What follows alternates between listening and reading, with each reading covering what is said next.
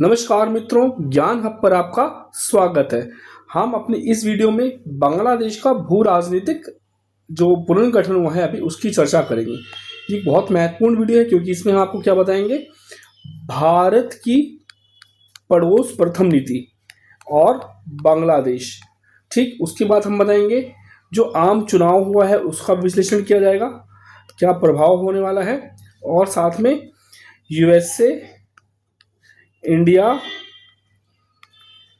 China का जो ये त्रिकोण है और जो ये बांग्लादेश है उसके संदर्भ में क्या अंतर्राष्ट्रीय खिचड़ी पक रही उसका सबका विश्लेषण करेंगे और उसमें भारत का रणनीतिक दृष्टिकोण क्या होना चाहिए। साथ ही हम आपको यूपीपीसीएस की मुख्य परीक्षा के प्रश्न 125 शब्दों के लिए और 200 शब्दों के लिए उसकी भी चर्चा करेंगे। ये जो वीडियो है आपके लिए यूपीपीसीएस, यूपीएससी और यूपीपीसीएस के जो इंटरव्यू चल रहे हैं उसके दृष्टिकोण से बहुत ही महत्वपूर्ण है, इसलिए इसे बिना स्किप किए पूरा देखें और समझने का प्रयास करें। ठीक है, तो हम आगे बढ़ते हैं। देखिए, अभी आपको पता है वहाँ इलेक्शन हुआ है और आप जानते हैं कि 2024 में क्या हुआ, जेनजी आंदोलन हो गया था और इस आंदोलन ने क्या किया कि वहाँ की जो स्थापित सत्ता थी, शेख हसीना की जो सरकार थी, उसको क्या कर दिया, बर्खास्त कर दिया, यानी कि उसको ज़बरदस्ती हटा दिया, तख्ता पलट हो गया था यहाँ पे। उसके बाद एक कार्यकारी सरकार की स्थापना होती है और उसके जो अध्यक्ष बनते हैं वो बनते हैं आपके यूनिस खान। ठीक है, और अभी इलेक्शन हुआ है तो नई सारी व्यवस्था स्थापित हो रही है। तो अगर हम सारांश में देखें क्या है कि नया जो शक्ति संतुलन बन रहा है उसकी बात की जा रही है। ऐतिहासिक चुनाव हुए हैं यहाँ पे 12 फरवरी 2026 को। चुनाव में 60.69% मतदान के साथ बीएनपी, बांग्लादेश नेशनलिस्ट पार्टी और शेख हसीना युग का अंत होता है, यानी कि बीएनपी और उसका अंत हो गया। उसके बाद क्या देख रहे हैं कि एक नया नेतृत्व स्थापित हो रहा है। 17 सालों के निर्वासन के बाद तारिक रहमान की वापसी होती है और नीति संचालित पॉलिसी ड्राइवन शासन का वादा किया जाता है यहाँ पे। ठीक है, जुलाई चार्टर जनमत संग्रह में 65% के साथ इसको स्वीकृति प्रदान करी गई है। इसमें क्या है कि प्रधानमंत्री का कार्यकाल और न्यायपालिका के ऐतिहासिक सुधारों की चर्चा की गई है। साथ ही भू राजनीतिक बदलाव, यानी कि ढाका अब दिल्ली या पिंडी के प्रभाव से मुक्त होकर बांग्लादेश फर्स्ट की नीति पर चल रहा है। ठीक, जिससे बंगाल की खाड़ी में महाशक्तियों की होड़ तेज हो गई है।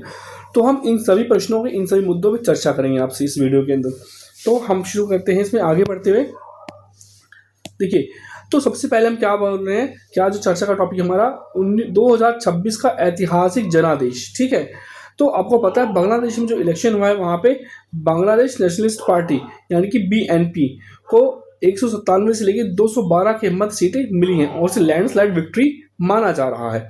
साथ ही जो आपकी जमात इस्लामी थी उसको 76 सीटें मिली हैं, लगभग 63 से 76 के बीच में रह सकता है और ये स्ट्रॉन्ग अपोजिशन के रूप में उभर रही है। ठीक, जबकि जो अदर इंडिपेंडेंस पार्टियां थीं उनको 4 से लेकर 7 सीटें मिली हैं।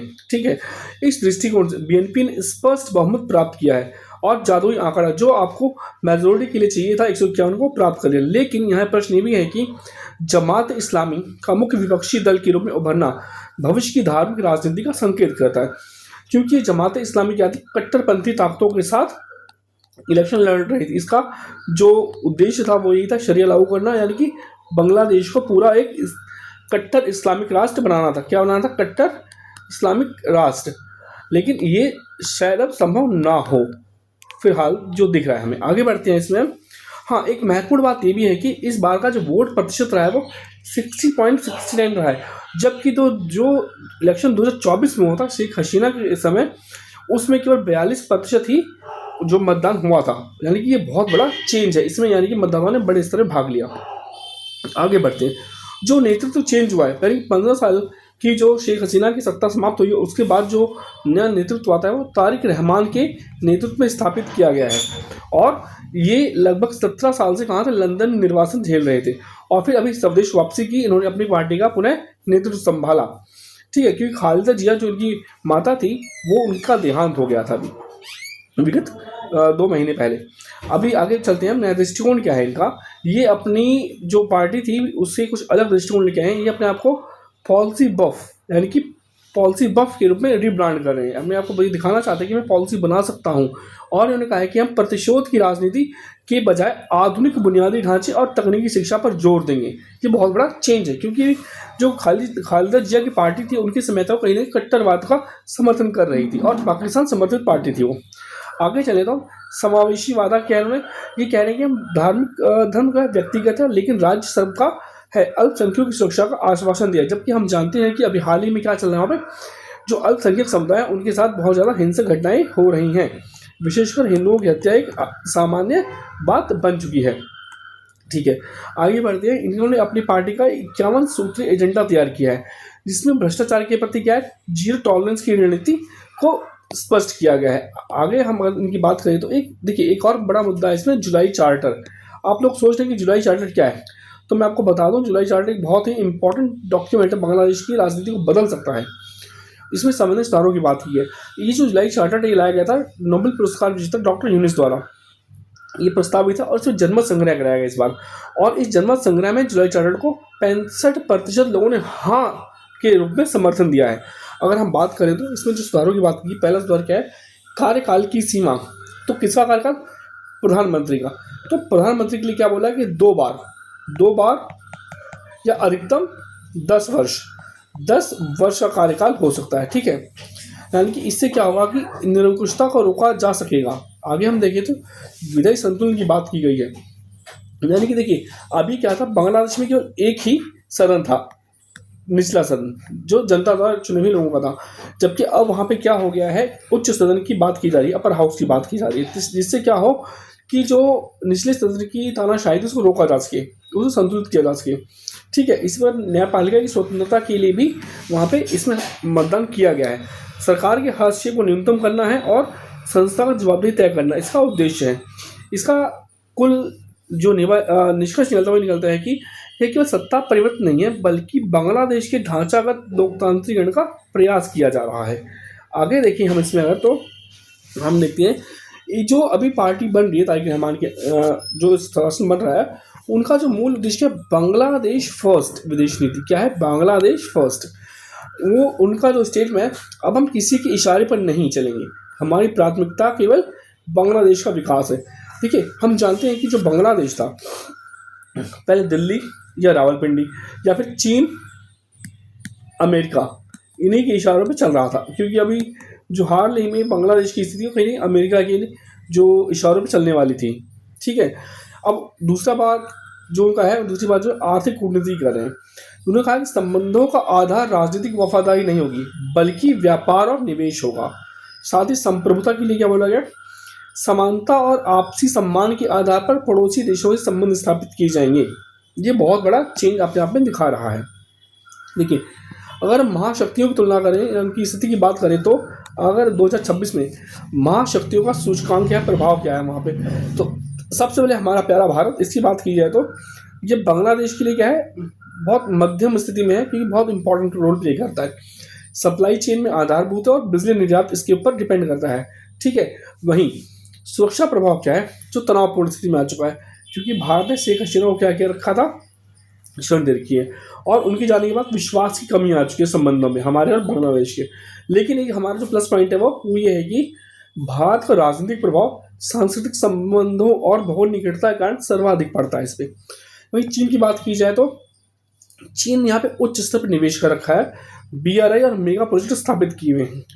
इसका गहरा प्रभाव पड़ रहा है, क्योंकि 72% सैन्य उपकरण, यानी कि ड्रोन फैक्ट्री से लेके मशीन गन, तोपें, ये सब कहाँ से आ रही है, उसके बाद चीन से आ रही है। परंतु इसके लिए प्लस पॉइंट क्या है, वो गैर हस्तक्षेप की नीति अपनाता है और इसलिए वो लोकप्रिय है वहाँ पे। अमेरिका को देखा जाए तो इसने वहाँ पे उच्च ऊर्जा सौदे किए हैं, ART समझौता किया है, जो उसके लिए प्लस जाता है। वहीं साथ ही में बढ़ता हुआ सैन्य अभ्यास और इंडो पैसिफिक में उसका हस्तक्षेप बढ़ रहा है, जो बांग्लादेश को प्रभावित कर रहा है। वहीं लोकतंत्र और मानवाधिकारों का समर्थन भी अमेरिका करता है, जो शायद इसके लिए चुनौतीपूर्ण हो, कि बांग्लादेश में अभी इन सब का हनन हो रहा है। देखिए, अब विस्तार देखा जाए तो चीन और बांग्लादेश का क्या संबंध चल रहा है इस समय। चीन की बात करी जाए तो चीन आर्थिक ड्रैगन और रक्षा कवच, देखिए इसका मतलब बहुत गहरा है। रणनीति क्या है इसकी, गैर हस्तक्षेप और विकास केंद्रित। चीन ने क्या किया, वहाँ पे बुनियादी ढांचे में बहुत बड़े स्तर पे जो है निवेश कर रखा है। पहला, Padma rail bridge link, $3.33 billion की लागत से बनाया जा रहा है। ये ढाका को कहाँ से जोड़ता है? दक्षिण पश्चिम जोड़ता है। ठीक है, ये पद्मा ब्रिज है आपका जो बन रहा है, ये देखिए जोड़ा जा रहा है, ढाका को दक्षिण और पश्चिम से जोड़ता है ये। ठीक है, वहीं अगला आता है कर्णफुली टनल। ये देखिए यहाँ पे आता है आपका कर्णफुली टनल। ठीक है, दक्षिण एशिया की पहली अंडर वाटर सुरंग होगी ये। बहुत बड़ी चीज़ है अपने आप में, कोई छोटी मोटी चीज़ नहीं है। तो आर्थिक के साथ साथ सैन्य इस पर देखें तो जो बांग्लादेश में रक्षा सुरक्षा का मुद्दा है, डिफेंस यानी कि सैन्य निर्भरता, बांग्लादेश के 72% हथियार चीनी हैं। ठीक है, ड्रोन फैक्ट्री, बांग्लादेश में क्या कर रखा है कि चीन ने भारत की सीमा के पास एक ड्रोन फैक्ट्री स्थापित करा जो भारत के लिए रणनीतिक चिंता का भी कारण बन रही है। वहीं जो बांग्लादेश है वो पाकिस्तान और चीन की संयुक्त विमान को खरीदने के लिए बातचीत कर रहा है, यानी कि total dependency on China. Bangladesh आर्थिक से लेकर सैन्य सुरक्षा तक कहीं न कहीं बहुत ज़्यादा गंभीर रूप से चीन पर निर्भर हो रहा है। इसकी संतुलित करने की आवश्यकता चीन के सामने बांग्लादेश के समक्ष होने वाली है। और अमेरिका की बात करें इस संदर्भ में हम, तो संयुक्त राज्य अमेरिका लोकतंत्र और व्यापार, इसका जो दो चीज जो बेचता है पूरे विश्व में, क्या बेचता है? ये लोकतंत्र और व्यापार को बेचता है और इसी को लेकर ये यहाँ भी काम कर रहा है। ठीक है, तो इसकी रणनीति क्या है? बांग्लादेश को इंडो पैसिफिक का प्रमुख सहयोगी बनाना। ठीक, तो इसके लिए किया क्या इसने कहा कि अगर बांग्लादेश यूएसए की कॉटन, यूएसए की कपास यानी अमेरिका का रुई लेता है और उससे कपड़ा बनाता है और उसको एक्सपोर्ट करता है, तो उस पर क्या लगेगा? जीरो टैरिफ लगेगा। ठीक है, ये तो इसने बहुत अच्छी रणनीति अपनाई है अपने स्वहित में। तो गेम चेंजर हुआ इनके बीच में क्या? ART समझौता जो है, पारस्परिक व्यापार समझौता, वो शून्य टैरिफ की तरफ गया है जो कि। तो टेक्सटाइल डिकप्लिंग, अमेरिकी कपास का उपयोग करने पर वस्त्र निर्यात पर शून्य टैरिफ, चीन पर निर्भरता कम करने का प्रयास है, हमने देख लिया। और ऊर्जा के क्षेत्र में देखेंगे 15 वर्षों के लिए $15 बिलियन के ऊर्जा उत्पाद समझौते हुए हैं।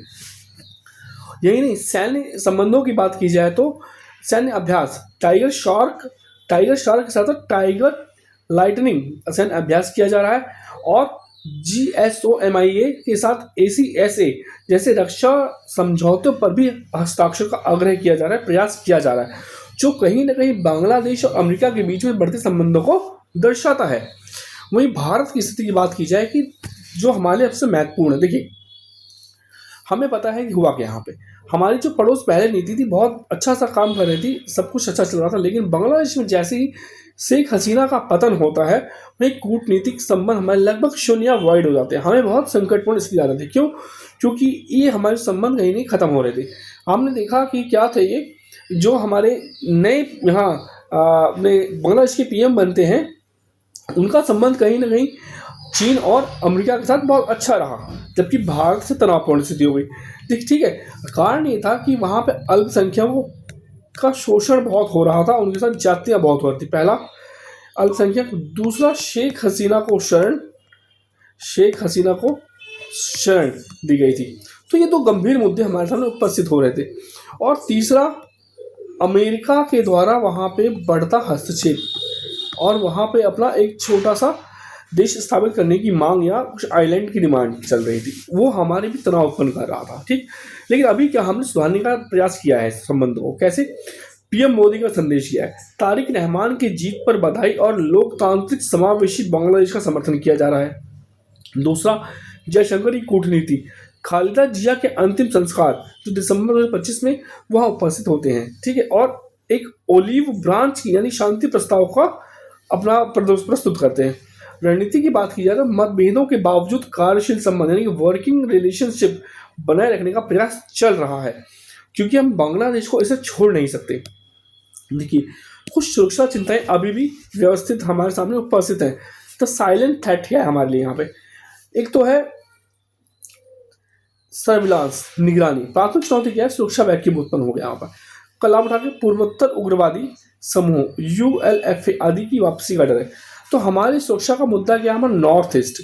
हमें पता है कि अभी तक क्या चल रहा था, भारत और बांग्लादेश मिलके यहाँ पे शांति स्थापित किए गए और जो भी उग्रवादी समूह थे उनको शरण नहीं मिल रही थी, वो बेचारे मारे फिर या फिर अपनी शांति के लिए प्रयास कर रहे थे। आगे एक इस्लामिक कारक भी है, जमात का उदय। आपको पता है कि जमात इस्लामी वहाँ का सबसे मजबूत विपक्षी गठबंधन बन के उभरा है और लगभग 70 सीटें वो जीत रहा है। तो भविष्य में बांग्लादेश के अंदर शरिया के लागू होना या शरिया कानून और कट्टरपंथ के उदय का खतरा विद्यमान है, क्योंकि वो खत्म नहीं हुआ, विद्यमान है अभी भी। दूसरा, अल्पसंख्यक सुरक्षा। 2024 के बाद हिंदुओं पर भी हमले एक संवेदनशील मुद्दा है। आश्वासन दिया गया है क्या, तारिक रहमान कहते हैं जीरो टॉलरेंस की बात करते हैं, वादा किया, लेकिन जमीनी हकीकत अभी देखनी बाकी है और भारत इस पर अपनी दृष्टि बनाए रखेगा। इसी पर कनेक्टिविटी की बात की जाए तो क्या भारत का पूर्वोत्तर अलग थलग पड़ जाएगा, ये भी चुनौती उत्पन्न हो रही है। देखिए, हम सब जानते हैं जो भारत है वो एक आपका चिकन नेक कॉरिडोर से जुड़ता है, शेष भारत और आपका नॉर्थ ईस्ट, ठीक है। लेकिन अभी क्या हुआ, एक हमारे कुछ गलियारे बन रहे थे जो हम बांग्लादेश को आपस में जोड़ रहे थे, ठीक है। एक तो ये बना था, फिर ढाका अगरतला, और फिर दूसरा ये जा रहा था यहाँ पे, सारे पाउज हो गए, हमारा नॉर्थ ईस्ट कनेक्टिविटी कम हो रही है। जैसे अगरतला अखरौरा रेल लिंक स्थगित कर दी सुरक्षा कारणों से। सामरिक महत्व क्या था, ये कोलकाता अगरतला की दूरी को 1600 से घटाकर 500 किलोमीटर बना रहा था, ठीक। ये बहुत संकटपूर्ण स्थिति है। दूसरी बात क्या है हमारी इसमें, एक हमारी पाइपलाइन है, मैत्री पाइपलाइन, अनिश्चित काल के निलंबित कर दी गई है। मोंगला रेल लाइन समीक्षा के अधीन है।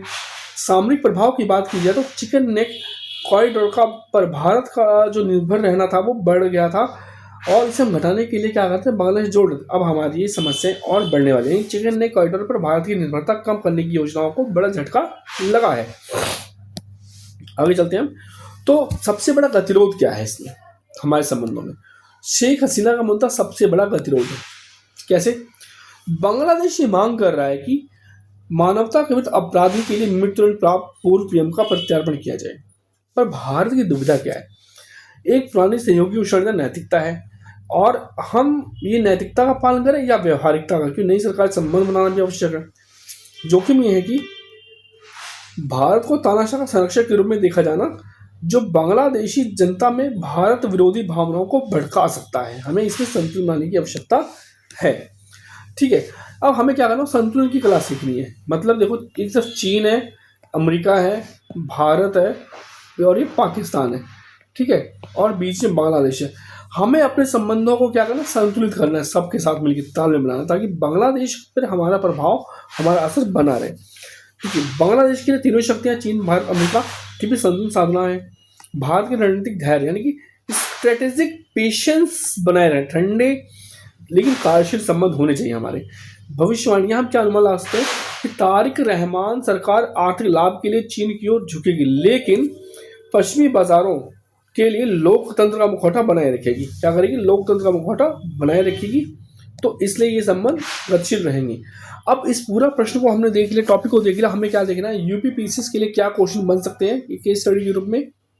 देखिए, प्रश्न क्या आ सकता है आपका, पहला, कूटनीतिक चुनौतियां क्या है। सीधा प्रश्न आ सकता है कि शेख हसीना के पतन के बाद पड़ोस पहल नीति के समक्ष क्या कूटनीतिक चुनौतियां हैं या सीधा चुनौतियां क्या हैं, ये पूछ ले रहे। मेगा प्रोजेक्ट, चीन के BRI प्रोजेक्ट्स का भारत की सुरक्षा पर क्या प्रभाव पड़ेगा।